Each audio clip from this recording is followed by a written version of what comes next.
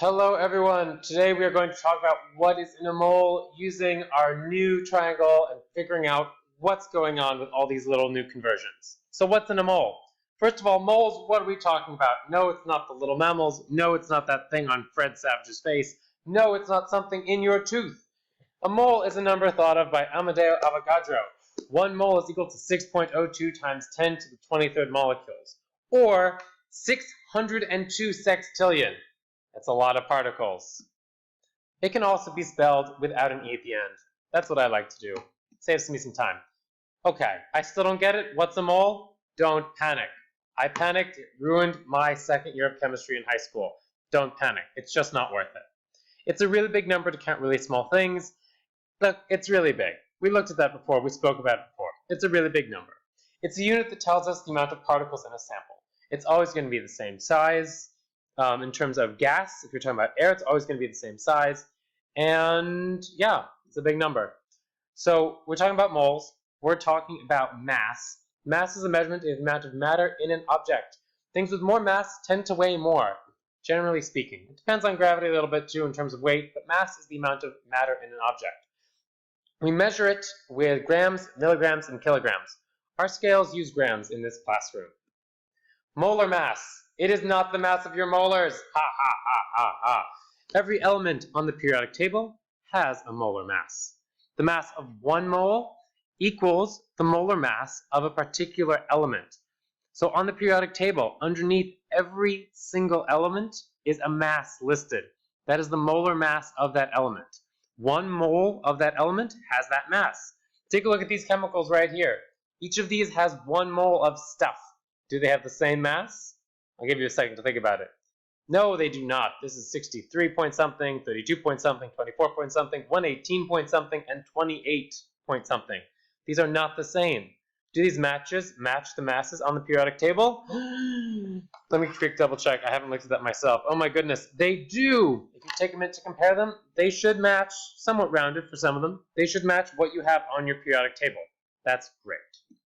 Now, if you're still not sure about finding some of these values, here's where to look. Molar mass. You can find the molar mass of a given element by looking at your periodic table. Really, that's all it is. It's also right underneath the symbol for an element. It's right there. Just find it. Just take your periodic table out. Look, it's that little number right underneath. I promise.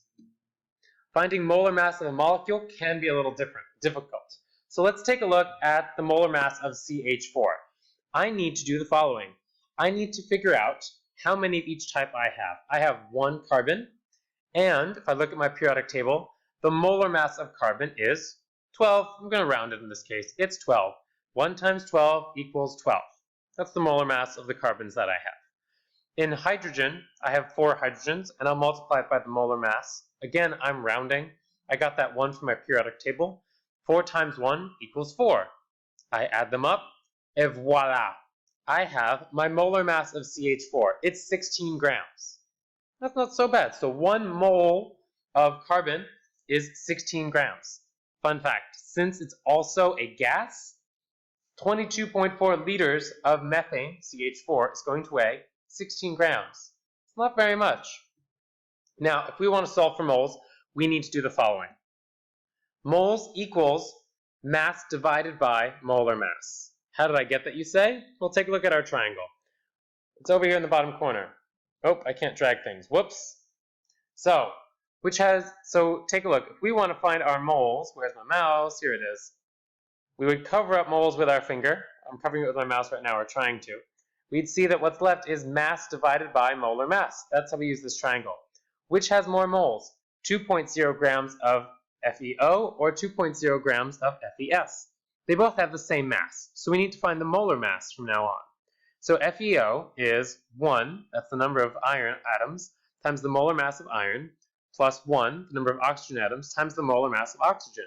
We get 55.8 plus 16 equals 71.85.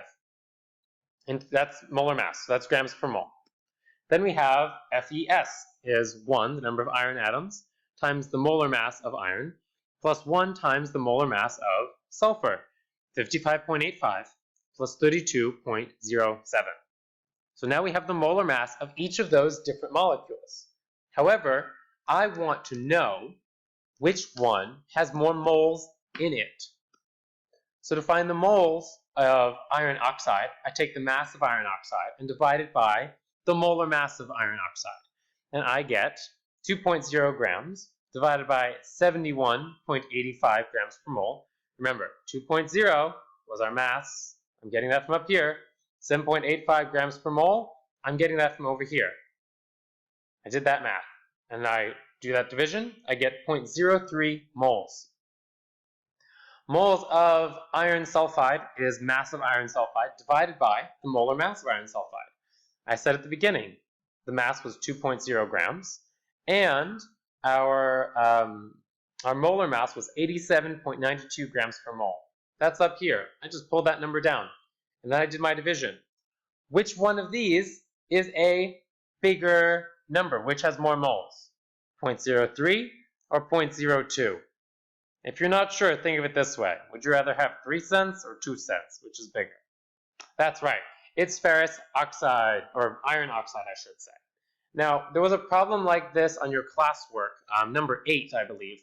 Now, remember, when you're dividing by two different numbers, if you have the same mass to begin with, and you're dividing by different denominators, in this case, molar mass, the larger one is going to end up with something smaller. So whichever number has a smaller molar mass will be bigger in the end. So you didn't actually have to do any math for that one. It's cool if you did, but you didn't need to. Now, if we're trying to solve for the mass of something, here's what we're going to know to begin with. Mass equals the molar mass times the number of moles. How did I get that? I look at my mouse. Oh, I lost it. Here we go. I take a look. I cover up my mass. Pretend this is me covering it up since the thing I wanted to didn't quite work the way I wanted. So imagine I'm covering up my mass. 5 moles of NaCl. Cover my mass. So then we have molar mass times moles. Which of these has more mass? 5 moles of NaCl or 5 moles of, I'm just going to say sugar because that's a lot. They both have the same number of moles, so we need to find the molar mass of each. NaCl, or salt, is 1 times the molar mass of Na plus 1 times the molar mass of Cl, which would be 22.99 plus 35.45. I just looked both of those up on my periodic table, and I get 58.44 grams per mole. Lovely. I do the same thing for sugar. 12, because I have 12 carbon atoms, times the molar mass of carbon, plus 22 times the molar mass of hydrogen, plus 11 times the molar mass of oxygen. Then I plugged it in down here, just so you can see those masses. In this case, I didn't round. You can round a little bit. It should be about the right number.